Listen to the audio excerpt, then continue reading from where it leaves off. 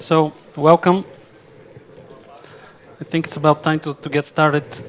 We don't have a lot of time, and I have more than enough slides to show and lots of things to talk about. My name is Branimir Gyurov, and I work as a solution architect for Bullpros. I've been working with .NET for a very long time. I started very early. It was still in beta 2. Over the last, I don't know, 15 years, it's been mostly .NET. And the agenda for today, the agenda for today is I have like 6-7 points.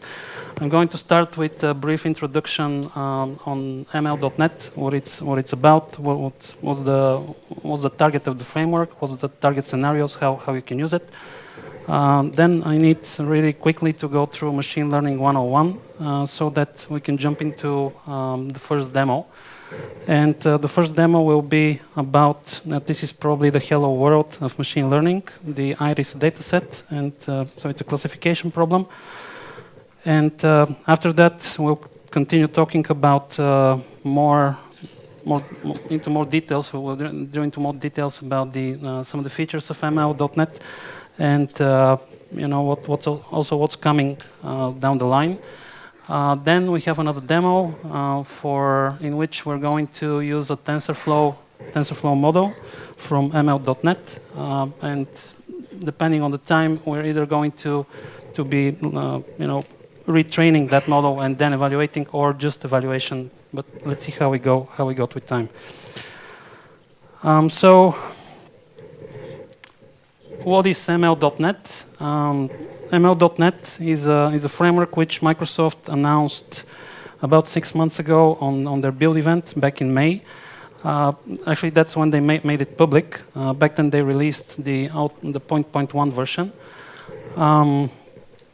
ML.NET is a result of about 10 years of internal Microsoft use of this same library.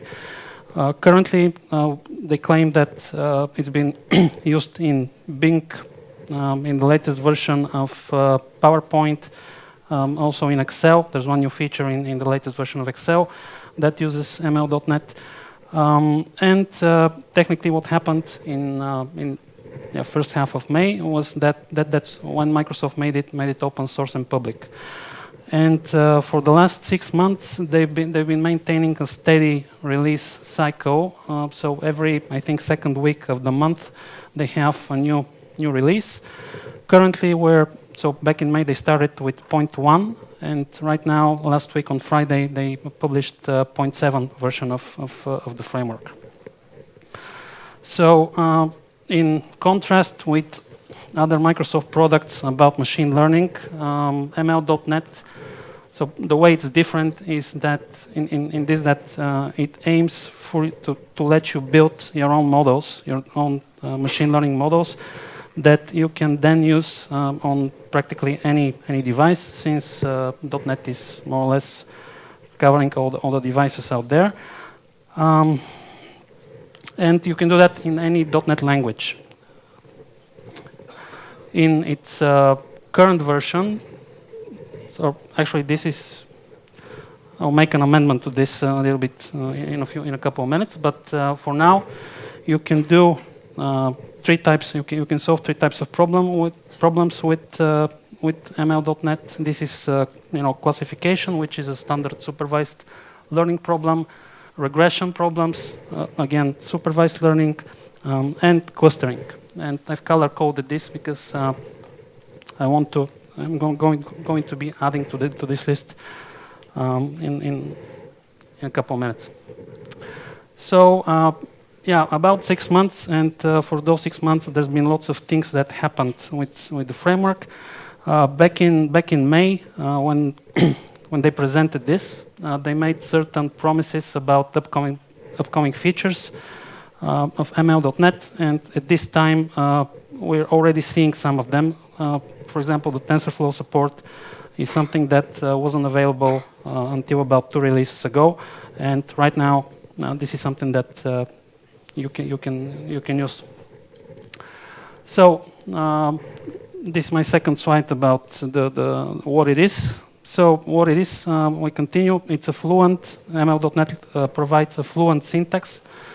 Same fluent syntax we used to use across our regular .NET projects. And this is changing in the version that came out back in May. We didn't have almost any fluent syntax available, and right now with the latest releases, they're moving more and more into that direction, so that there are less things, less field names that are hard-coded, and all that, and you just use lambdas for configuring your entire learning pipeline. So one of the main design principles that the team is following even now is the idea about adopting parallel terminology, which is already used in other frameworks that are other machine learning frameworks that are more mature and people are using already. So what the team is doing here is they're adopting the same naming conventions. So, for example, training the model there's a fit method there, same as in scikit-learn and TensorFlow and Keras and etc. And for predicting something, you're going to be using the predict method. They also maintain the tooling almost one-to-one. So, for example, in scikit, you have label encoding and one-hot encoding, and those stuff maintain the same names in the ML.NET framework as well. Since version 0.6, which came out last month in the beginning of October, we got so with 0.6 we had the first initial support for TensorFlow models, and with TensorFlow we have a kind of special case here. So for those of you that don't know what TensorFlow is the deep learning engine from Google, and this is probably the most widely used framework at this point in time by machine learning professionals. So technically speaking, that's where the most code is. So if you're looking for stuff that are already there and built and working, chances are there's a TensorFlow version of that, or if not TensorFlow, then probably a Keras abstraction, which Keras is another layer which works on top of TensorFlow, CNTK, and Theano. But yeah, so that's why TensorFlow is so important. With 0.6 and now with 0.7 version, Microsoft provides native support for TensorFlow. So they have a special NuGet package, which we're going to be looking into in a few minutes in the second demo. One of the new stuff in 0.7 version is support for ONNX. ONNX is short for Open Neural Network Exchange. I think it's there's a website, onx.ai. This is a standard which lets you export. Oops, come back to this. Which lets you do interop from existing models. So, for example, if you have a model built in the original scikit-learn, and you want to export that in the ONNX format, then you should be able to take that ONNX file. So it's a file-based format, XML. Some sort of XML, and use that in with the same learner. So that was the first demo.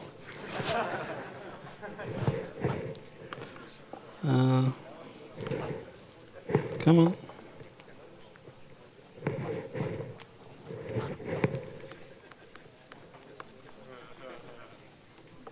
Extend.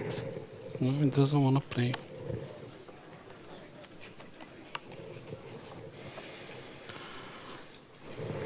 Yeah, PowerPoint can be. All right, let's go where we were. Okay, so I was talking about the ONNX support.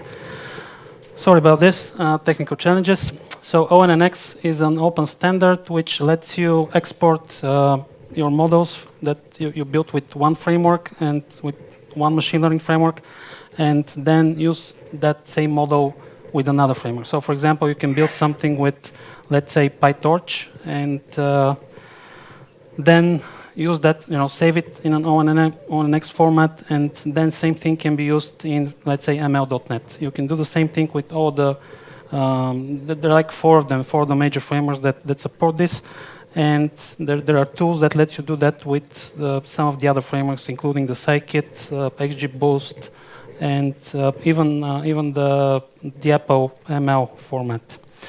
All right, so next thing here is one major feature that got announced last month. So with the 0.6, around the 0.6 release, there's another machine learning framework library from Microsoft.NET called Infer.NET. Infer.NET is a project that's been around since, I think, 2004, 2005. And it's a result of the people that work on it are part of the Microsoft Research Cambridge team. So Infer.NET is more targeted, so it becomes now part of ML.NET. And in general, what it does is, it's a machine learning framework that's targeted more in on the statistical side of machine learning, with targeting, and it also targets more targeting probabilistic theory and also probabilistic programming. The other thing that is available in Infer.NET and currently not available in ML.NET is the support for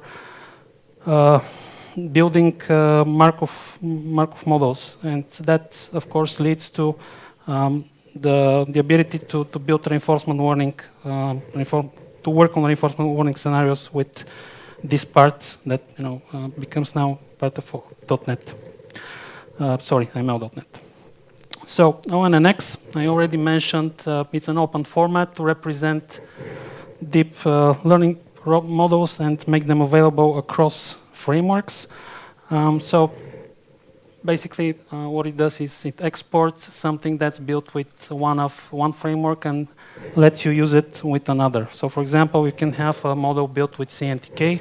The CNTK is the deep learning engine from Microsoft, and then save that is in ONNX format. And technically speaking, you should be able to reuse that same model in PyTorch, MXNet, or Caffe2.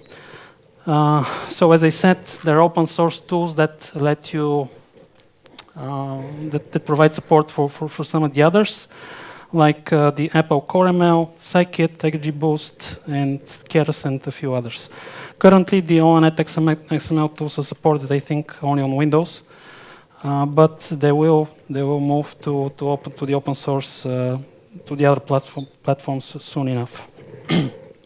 All right, so ML.NET is a framework first, code first framework, which has two main scenarios in which we want to use it. One is for training and building new machine learning models, and the other is consuming models that we built with ML.NET or from another source that with the ONNX support. For this, the framework provides a certain set of tooling. So we have, there's an interface called iTransform, and a certain set of transformers that lets you do the initial transformation of the data, because in machine learning, as soon as you read the data, you have to start featureizing your input for the model, and the transform API is what people are using in this scenario.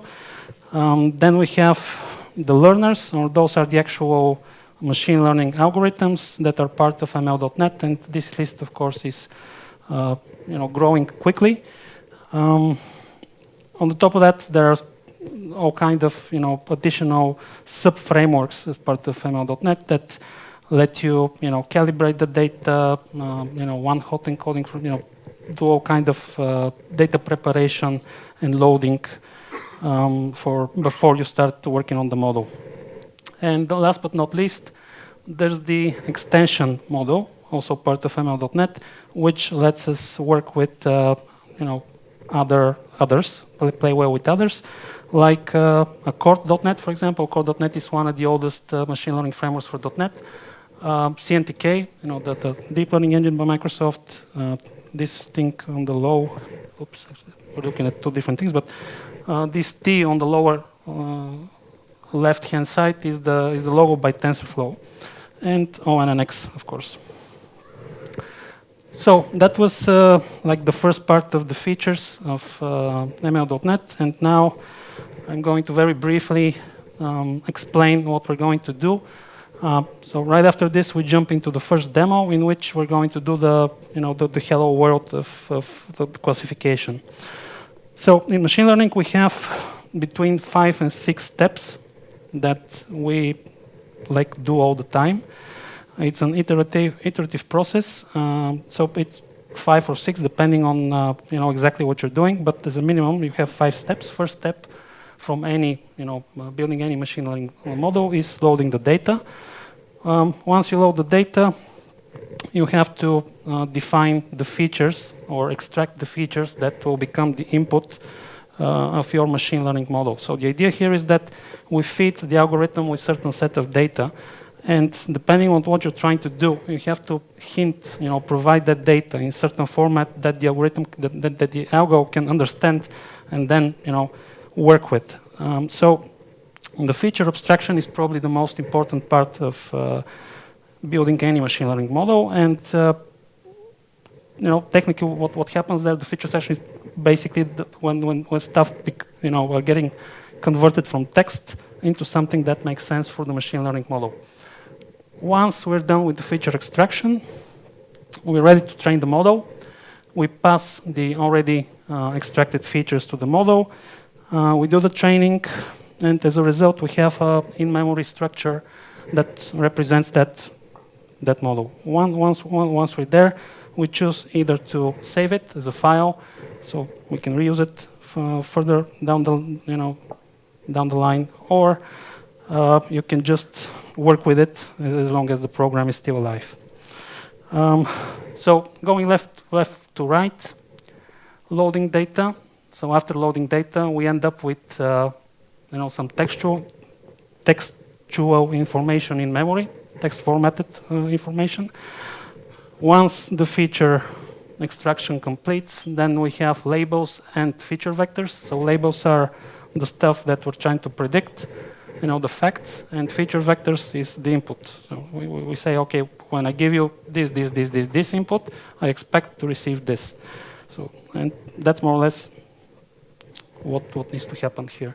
We feed the labels, feature vectors to the model, and this whole thing is called, and this is across frameworks, this is more or less the so-called machine learning pipeline.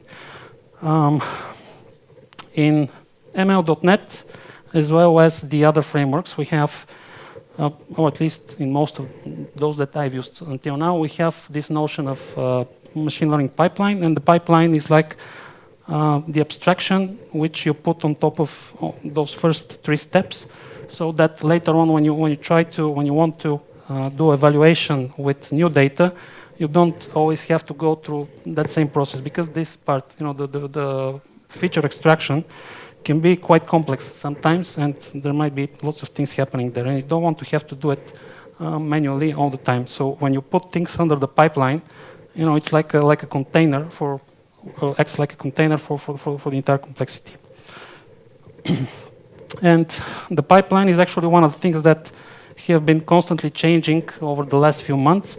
With the first version of, back in May, we had a pipeline with certain functionality that lacked the functionality, for example, that you have in Pandas and some of the other frameworks, when you can do, we have very high capability in terms of expressing one feature, as part of another feature, so as a formula, inline formula. And those stuff weren't available until recently, but with the latest release, 0.7 release, Microsoft done some good job. So right now, you can use lambda expressions for that part of the configuration, which, of course, makes the code not so error-prone. So with this, we're up to now my first demo. This is so in this demo, we're going to work with the iris dataset. The iris dataset is like the hello world of machine learning in the sense that it's a very simple problem. It's a classification problem in which we have 3 classes of flowers, and we try to predict or guess, the type of flower based on the size of its leaf, on the leaf size. And there are 3 classes here: the iris virginica, iris versicolor, and iris setosa. So for this demo, I'll try to start from scratch, although that might not be a very good idea given our time constraints, but I have something here. So I'm starting from scratch, but I won't type it because you're going to have to wait another 10 minutes. And so I'll just do some fake typing. So in order for this to work, I'm going to need 2 container classes. I have iris data. Iris data here is going to hold the input data. So I have the sepal length, sepal width, petal length, petal width, and those are like the leaves, that are part of the flower. And then I have a label, and this is the stuff that we're going to predict. So initially, I'm going to pass a set of about 150 rows. Usually you need more, but we're sticking with something very, very simple here, so that's what's going to work. So initially we feed about 150 records that will have their length, width, all that data properly formatted. And in the rightmost column, we'll have the name, so the class that we're going to try to identify. And the other class here is going to be used for prediction. So this is going to be the output. All right, so before I continue, I need to add the NuGet package here. And this is ML.NET. This is the package, 0.7, latest version. It's going to install a couple of other packages, nothing serious. And as soon as this is done, I go back here. Come on. Okay. And now I should be able to import, the using statement. Oh, here's the namespace. All right, so I have my input and my output. Next step here is I'm going to need data. So somewhere here on the desktop, I have this cheat sheet folder.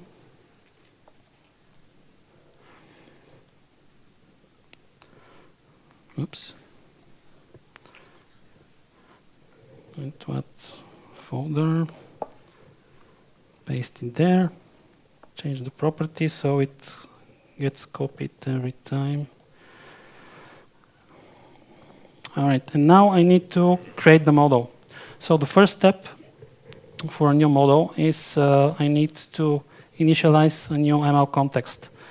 The ML context class, I'm going to need another import for it. It's using another using statement. It's part of Microsoft.ml. So I have the ML context. I have the my input file. Next step here is I need to read that data. And for reading the data, so this is the old school API, the stuff from that were de facto standard until about a month ago. I tried to convert this to the latest version of the API, but there's a little bug in there. One of the classes is internal, so you're not really allowed to use it. All right, so legacy data, I think that was it. All right, so we're reading the data. So we use the context to initialize a new text reader.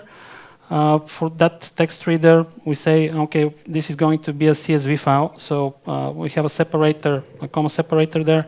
And this one doesn't have a header. So we have has header equals false. And then we have 4 columns in which we define, what's the name of the column, how internally we're going to address it from this point on, what is the data kind in this case, and this is a mapping, a machine learning mapping. In this case, this is R4, means what this means. This is a float, 32-bit float.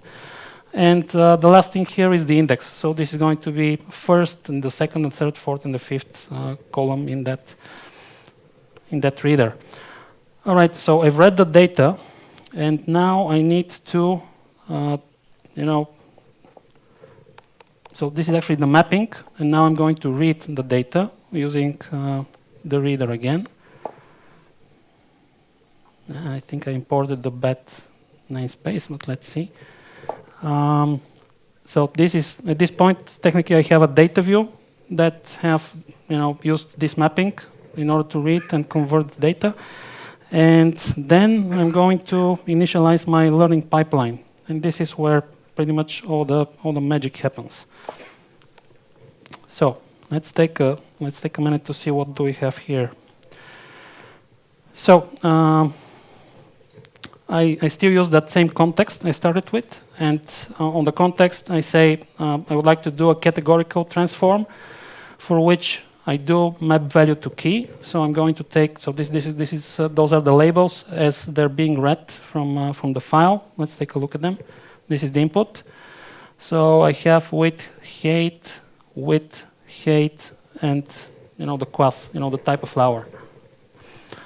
And I'm reading all that. I'm mapping that last field to, I'm going to call that internally that's going to be the label.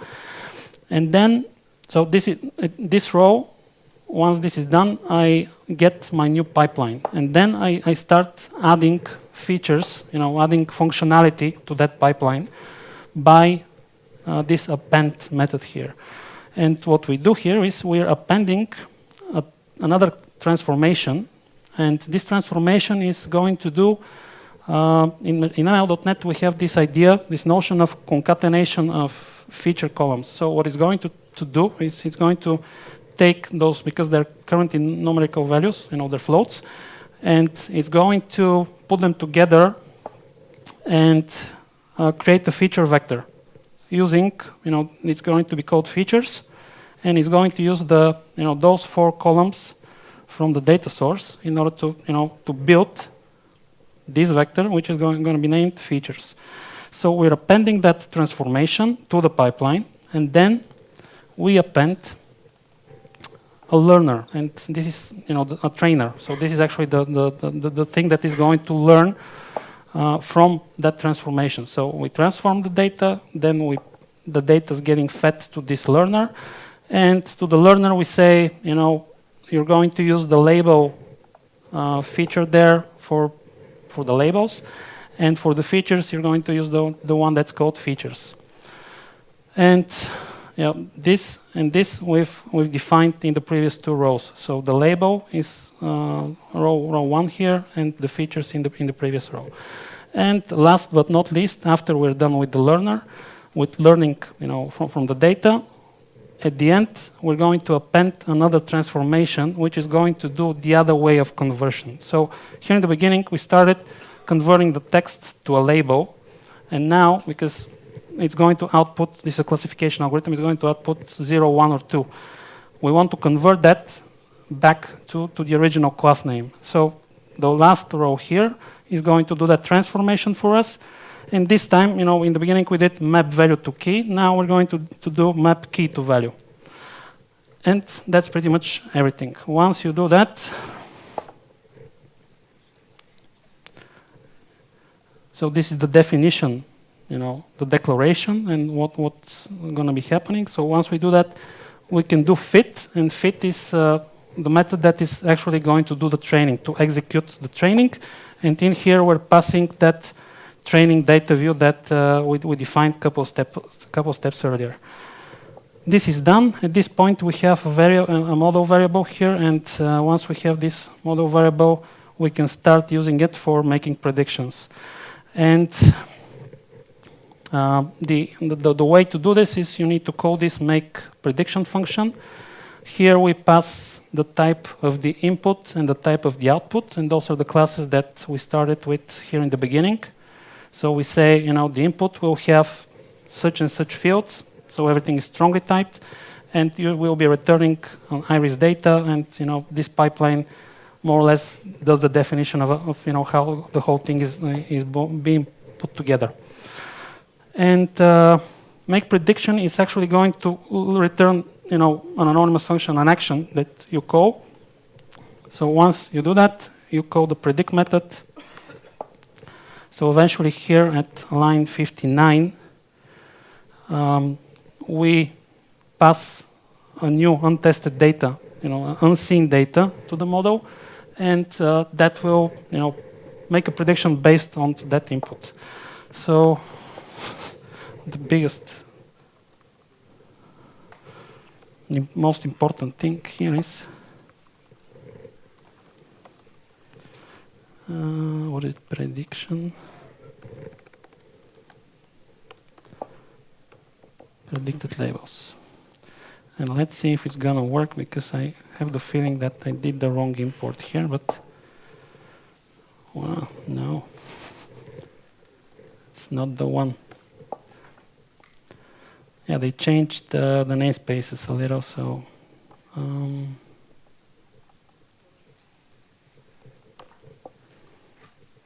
all right, it might work.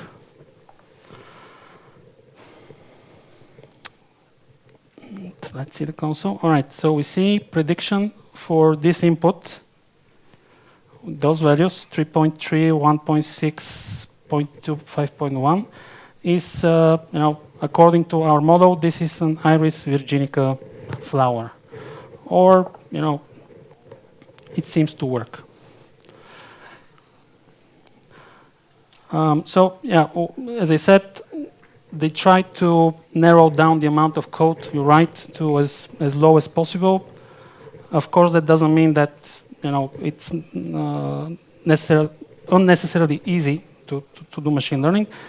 You still need to know what you're doing, because they say learning curve is very small, but there's a lot of stuff you need to know in order to get something to this to work for a real world scenario.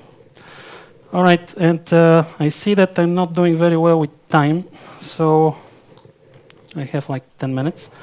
I really want to show you some the other demos, so I'll just try to not waste any time.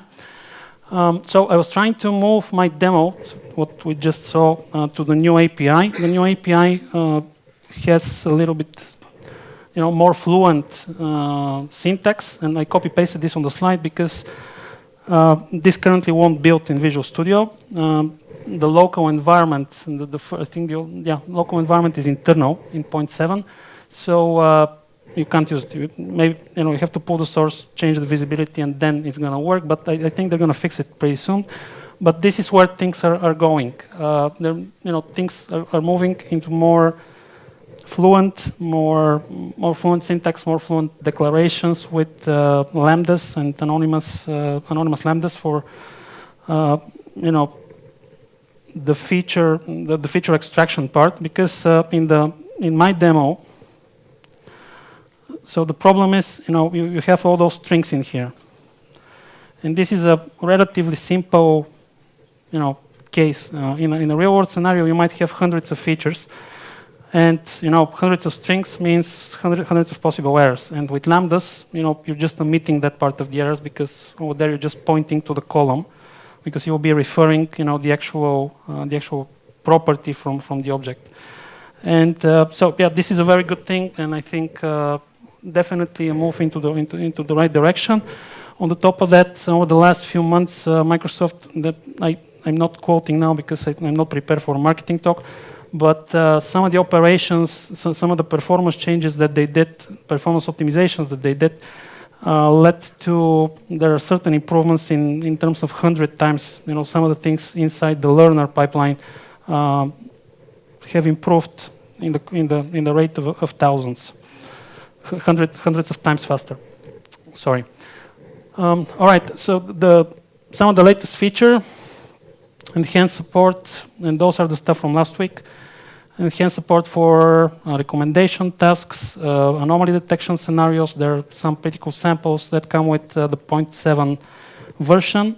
In general, the repo is divided in two pieces. So we have the machine learning repo where the source code is and some of the documentation.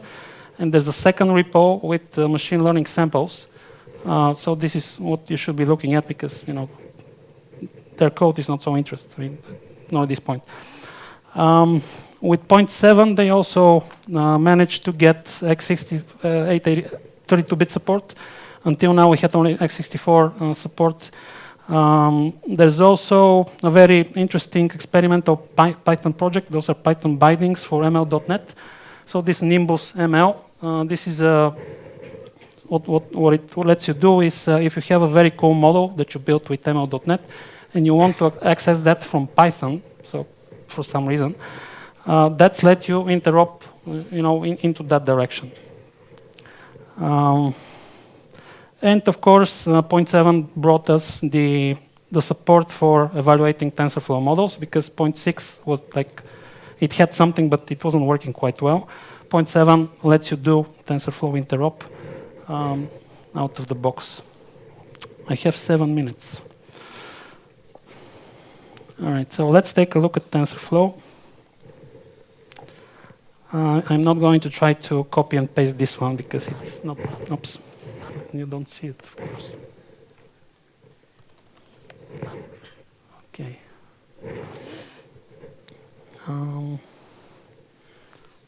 Let's close this one. All right, so we have 2 projects here. The projects on the top is a predict.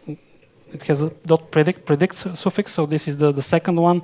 And here in the bottom we have a train project in which they let you use an existing ImageNet model. ImageNet is an image recognition model which is used for lots of machine learning tasks, including there's lots of competitions that open source competitions, so to say, on Kaggle, where this thing is being used. And this is like one of the base metrics in image recognition, ImageNet, and trying to score better than ImageNet does. But yeah, what they give you is the base model is about 45 megabytes assets. It should be inputs. Maybe here it is. So we have yeah, this is it. So it's 52 megabytes, and we're going to. So this demo takes that. Here in assets we have a few new images. Let me find it. So there's a broccoli and a pizza and another pizza. I think this one is, I don't know what kind. A teddy bear and another teddy bear, like 3 teddy bears, a toaster, a couple of toasters. So we're going to use the existing model and update it and add, train it by using those images.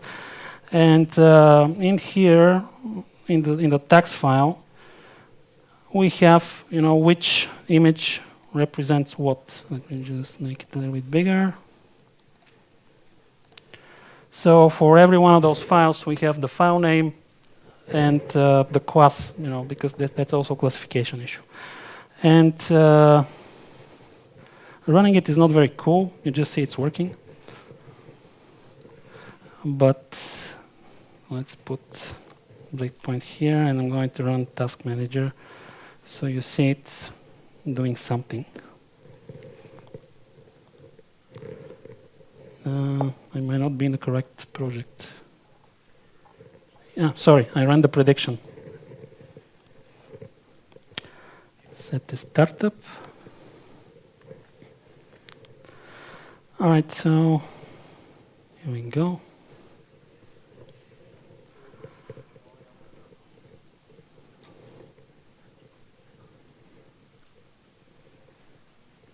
And utilization is about 60%, so it's doing something. In general, so one of the things that you'll notice as soon as you start using ML.NET is that they don't have GPU support. So, for image classification tasks, you might be better off doing this in TensorFlow on the GPU and then use it in .NET, because if you have to do this on a CPU, it's going to take forever. In base metrics, I mean, if I have to compare this laptop performance, it's a Core i7, but the U version, it is probably about 20 to 30 times slower than a single GPU. So I would say that's one of the downsides of ML.NET. But as you see, we were able to run this, and technically, I think it should have updated the model. Let's check it. Assets, output. 13:04:06 p.m. Yeah, so this file got updated a minute ago, which shows that this is the updated version of the model. And the same stuff, if I copy this to the other project, here in the inputs, I should be able to do classification, because now it knows about broccoli. And you'll probably see, classification is much faster. So for the training, we definitely need, something with more CPU, something with, GPU support. But for evaluation, things look quite well in terms of performance. And of course, you can use this, on any of the mobile platforms when you have .NET. All right, so I'm 2 minutes away from getting kicked out. So I'll just try to wrap it up real quickly. Some of the things that will be coming to ML.NET in the next releases. The API is still evolving, still moving to a more fluent syntax with more lambdas for the feature extraction part. Additional machine learning tasks and scenarios will be supported. I mentioned already that with the infer.NET becoming part of ML.NET, we're going to get support for other scenarios on top of classification, regression, and clustering. With 0.7, we have support for TensorFlow. The same thing will happen for CNTK. And this is very important because CNTK is probably the only engine out there that does better performance than TensorFlow, simply because CNTK can scale on regular hardware, while TensorFlow, if you want to use TensorFlow with multiple GPUs, you have to go to Google Cloud for this. With CNTK, you can do it with, if you have 2, 3, 5 gamer machines, you can technically speaking, you can do distributed training across those machines as long as you buy the license, because that part of CNTK is actually licensed for anything else than open source. The other stuff that are coming here is Azure support. There are going to be some graphical tools, so GUI support for things like, looking at the data. So, for example, after you do the feature extraction, better support in debug mode for what the data looks like. Also,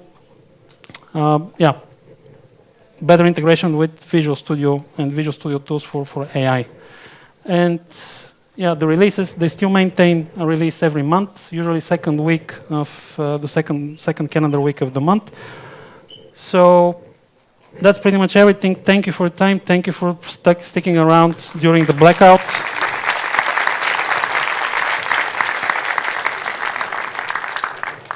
I think we have 1 minute for questions.